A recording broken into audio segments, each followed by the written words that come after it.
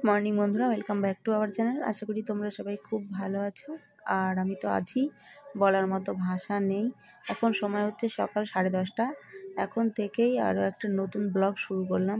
তো তোমরা ব্লগটি কেউ কিন্তু স্কিপ করে দেখো না, প্রথম থেকে শেষ পর্যন্ত দেখো। আশা করি তোমাদের ভালো লাগবে।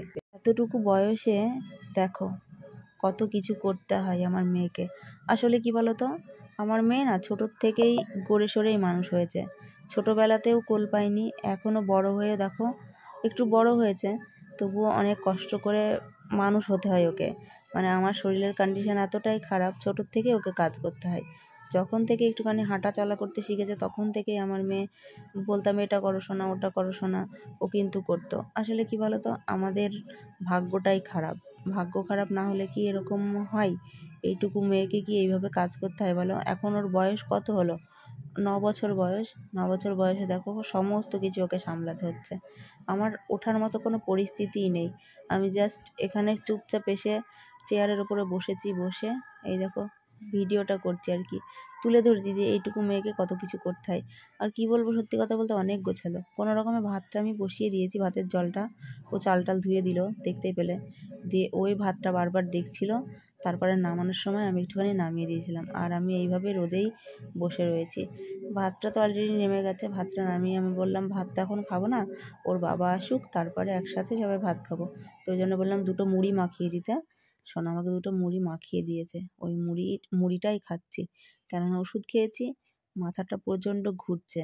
ও মুড়িটা খাবো, খেয়ে জল খাবো। কী বলো তো, ওষুধ খাওয়ার পরে একটুও খিদে পাচ্ছে না, কেন জানি না, খিদে নেই বললেই চলে। তো তবুও মাথা ঘুরছে দেখে অল্প একটু মুড়ি নিয়েছি। আর এখন প্রায় 1টা বেজেই গেছে, আর সোনামার বাবা হিসাবে এলো, এসে দেখো ভাতটা ছাদের উপরে নিয়ে এলো আর আলু সেদ্ধটাও মাখালো। তো এবারে দুটো ভাত খেয়ে নেব, আর পাতায় খাবো। থালা মাজা অসম্ভব হয়ে যাচ্ছে, ওই জন্য পাতাতেই খাবো। খাওয়া দাওয়া কমপ্লিট করে এই দেখো ছাদের উপরে একটুখানি শুয়ে গেছিলাম, কেননা রোদ আছে। মনে হচ্ছে আমার কি করলে কমবে, ওই জন্য রোদেই শুলাম।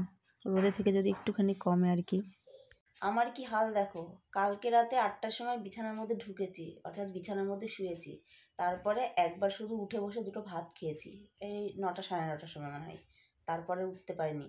আজকে সকালে ওঠা বলতে উঠলাম, উঠতে উঠতে তখন 10টার সময় মনে হয় উঠলাম। 10টার সময় উঠে কোনো রকমে মানে নিচে নেমেছি, মানে নিচে নামা বলতে বিছানা থেকে নিচে নেমেছি। নিচে নেমে একটুখানি বাথরুমে গেছি, চোখে মুখে জল দিয়েছি, দিয়ে ছাদের উপরে শুয়েছিলাম। আর একটুখানি আলু সেদ্ধ ভাত খেয়েছি, জাস্ট এই, নড়াচড়া কিচ্ছু নেই। ছাদে কিছুটা সময় শুয়ে থেকে থেকে এই ভেতরে এসে শুয়েছি। এখন সন্ধ্যা 6:45 বাজে, এখনও উঠতে পারছি না। না আজকে চেঞ্জ করেছি, না আজকে ব্রাশ করেছি, না আজকে স্নান করেছি, কিচ্ছু করতে পারিনি। মানে আমি যে এপাশ ওপাশ করে ঘুরবো সেই শক্তিটাও আজকে আমার নেই, এমন অবস্থা। আমার সাথে সাথে ও তাই করেছে।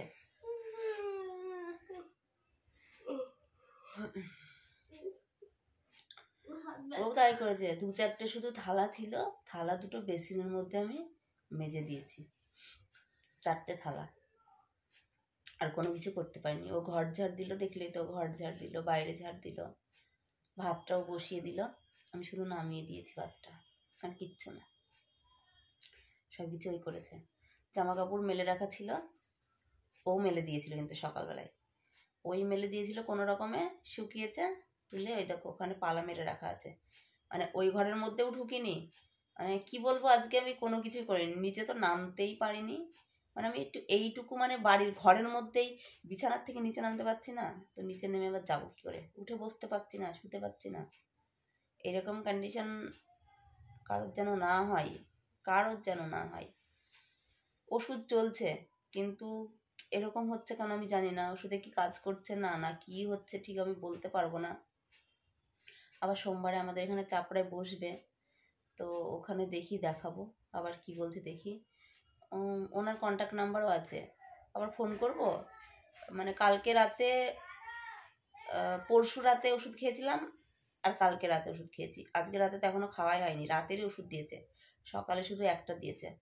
তো ভাবছি ফোন করে বেকার ডিস্টার্ব করবো, তার থেকে বরং আর 2 দিন কষ্টই করি, কষ্ট করে তারপরে সোমবারে এখানেই আবার দেখি কি বলে। ওই জন্য আর কি বসে আছি। খিদেই পেট জ্বলছে। সোনামার বাবা হিসাবে কাজ করে বাড়ি ঢুকলো, ঢুকেও আবার বাজারে গেল। দেখি ও আসুক, তারপরে কিছু একটু খাবো, খেয়ে ওষুধ খাবো, খেয়ে দেখি কি বলে। চলো আবার পরে কথা বলছি। আমার জন্য সোনাও দেখো ঝিমিয়ে গেল। মা না চলতে পারলে সবাই ওরকমই হয়, তাই না? মা ছাড়া সন্তানরা অসহায়। আমিও স্নান করিনি, ও স্নান করেনি, কি বলবা বলো? ও শুধু চেঞ্জ করেছে, আমি তো চেঞ্জটাও করতে পারিনি। কি দিন এলো গো আমার, এইরকম দিন যেন কারো না আসে। চেষ্টা করেও আমি উঠতে পারছি না, চেষ্টা করেও নড়তে পারছি না। এইভাবে শুয়ে থেকে থেকে পিঠে ব্যথা করছে, ঘাড়ে ব্যথা করছে।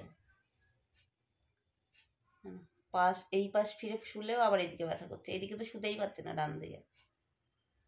এখন 7:45 বাজে, অনেক কষ্টে উঠেছি। আর বর দেখো কি এনেছে আমার জন্য, একটুখানি স্যুপ এনেছে। এই দেখো খাই, দুপুরবেলায় সেই আলু সেদ্ধ ভাত খেয়েছি অল্প একটু। আর সোনার জন্য এনেছে মোমো। ওই দেখো সোনা মোমো খাচ্ছে। আর খেতে ইচ্ছা করেছে একটু মিষ্টি, বাবা। তো এই দেখো দুটো মিষ্টি এনেছে, একটা অর্ধেক সোনা খেলো আর 1.5খানা মিষ্টি রয়েছে। আগে স্যুপটা খেয়ে নিই। এই স্যুপে কতটা উপকার হবে আমি জানি না, তো তবুও এনে দিয়েছে, খাই, খেয়ে দেখি কি বলে। বাড়িতে বানানো স্যুপ হয় খাঁটি স্যুপ, তাই না? কালকে বানিয়েছিলাম খাঁটি স্যুপ, আর আজকে দেখি এটা খাই। আর দেখো মোমো খাচ্ছে, খেয়ে নি স্যুপটা কেমন। আর কোথায় একটু খিচুড়ি আনতে গেল, পুজো হচ্ছে কোথায়, খিচুড়ি দিচ্ছে, খিচুড়ি খেতে ভালোবাসি, তো বললো একটু খিচুড়ি নিয়ে আসি। ঠিক আছে তাহলে নিয়ে এসো, খিচুড়ি খাওয়া হবে। খিদেই তো পেট জ্বলে যাচ্ছে, খিদের জ্বালায় খিচুড়িটা খাবো, নিয়ে আসো, স্যুপটা তো খেয়ে নি। সোনার মোমো খাওয়া হয়ে গেছে, দেখো পুরো পরিষ্কার। লঙ্কা বাটাটাও খেয়ে নিয়েছে চেটে চেটে। আর একটা মিষ্টি রয়েছে, মিষ্টিটা পরে খাবো। আর এই দেখো বললাম না যে খিচুড়ি নিয়ে আসবে, এই দেখো খিচুড়ি এনেছে, খিচুড়িটা খাবো। আর সোনা আমার বাবা লঙ্কার পেঁয়াজ কেটে নিচ্ছে, ডিম ভাজবে, ডিম ভেজে ভাত খাবে। খিচুড়ি খেয়ে আমিও অল্প দুটো ভাত খাবো, অল্প একটু খিচুড়ি খাবো আর একটু ভাত খাবো, খেয়ে ওষুধগুলো খাবো। কেননা ওষুধের এত পাওয়ার, মাথা ঘুরছে, প্রচণ্ড মাথা ঘুরছে। আর না খেয়ে খেলে জানোই তো, যদি আমার খিদে পাচ্ছে না কিন্তু তবুও জোর করে খেতে হচ্ছে। আসলে কি বলো তো, গ্যাসের ওষুধ দেয়নি বলে নাকি এরকম হচ্ছে, আমি ঠিক জানি না। তো দেখি।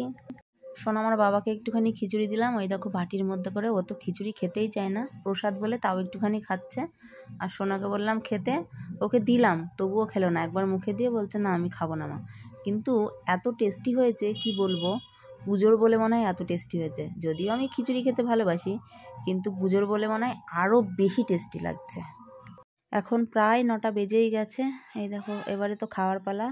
সোনামার বাবা ডিম ভাজলো আর একটুখানি লঙ্কা পেঁয়াজ ভেজে নিয়েছে। আর দুপুরবেলায় সোনাকে একটুখানি পাশের বাড়ি থেকে ডাল আর মাছের ঝোল দিয়েছিল, তো ওটা দিয়ে ওরা খাবে। আর আমি একটুখানি ডিম ভাজা নিয়েছি, আর ওই যে শাক আনলো, মানে খিচুড়ির মধ্যে যে তরকারি দিয়েছিল ওই তরকারি দিয়ে অল্প একটু ভাত খাবো। তো চলো খাওয়াটা কমপ্লিট করি। 9টা পার হয়ে গেছে, এই দেখো এবারে খাবো। যদিও খিদে নেই, খিচুড়ি খেলাম, তবু দুটো ভাত দিয়েছে, ভাত না খেলে ভাত আবার থেকে যাবে, ওই জন্য অল্প একটু খাবো। হাফ ওষুধ খেয়েছি আর হাফ ওষুধ এখনও বাকি রয়েছে। ভাতটা খেয়ে ওষুধগুলো খাবো, খেয়ে শুয়ে যাব। সারাদিন তো শুয়েই আছি, এখনও শুয়েই থাকবো। অনেক কষ্ট করে এইভাবে বসেছি, এই দেখো বসার কায়দাটা দেখো, এইভাবে বসেছি। খেয়ে নিচে নামতে পারবো কি জানি না, দেখা যাক কী হয়। তো চলো খাওয়া দাওয়া কমপ্লিট করে নিই। আর আজকের ভিডিওটি আমি এখানে এড করছি। যদিও ভিডিওটি খুব ছোট হলো, কিন্তু কিছু করার নেই, বুঝতেই পারছো, সব কিছু বলার মতো আর কোনো কিছুই নেই সেইভাবে। আজকের মতো এই পর্যন্ত। সবাই খুব ভালো থেকে সুস্থ থেকো। টাটা বন্ধুরা, গুড নাইট সবাইকে।